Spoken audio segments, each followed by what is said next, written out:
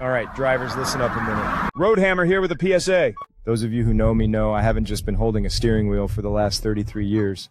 I've lived in this industry, but I've also had my hands deep in technology stacks and side projects.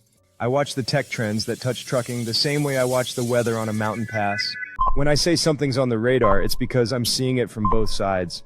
I'm not here to scare anybody, but I am here to hit the air horn on something that's sliding in under the radar. FMCSA has started doing face scan ID checks for some of the paperwork we all have to deal with. If you apply for a new US DOT number or you set up a new account to mess with your own FMCSA stuff online, they're going to have you take a selfie and scan your ID so a contractor can verify it's really you. One-time deal for now, but it's there. If you're a company driver and your carrier handles all the FMCSA and URS stuff, you might not see any of this yet. If you're an owner-op or a small carrier who does your own registrations and updates, you're the one who's going to hit that wall first. Right now, they're saying it's just identity verification. We don't store your face, the vendor does. We just get a green check mark. That's the story on paper. At the same time, more shippers, yards, and platforms are rolling out their own biometric checks at the gate. Scan your face, thumb, whatever, just to pick up or drop a load. Layer that on top of ELDs, cameras in the cab, and every little thing tied to your driver ID, and you can see where this is headed. That means more tracking, more hoops, less room to breathe. Let's look at China for a second. Over there, during COVID, truckers needed a green QR code to even move. Code flips, you don't roll. Ports, cities, borders, it all hung off that little square on your phone. That's not science fiction, that's real drivers sitting for days because an app said no. I'm not saying we're there in the States.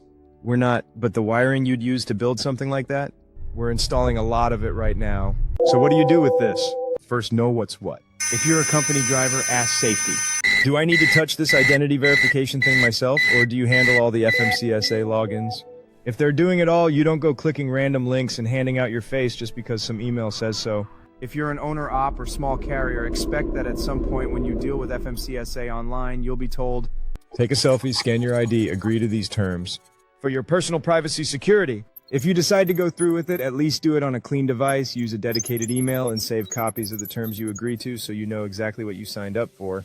Second, talk about this with other drivers. Not rumor mill nonsense, just the basics. FMCSA is using face verification for registration now. Some shippers are doing biometrics at the gate.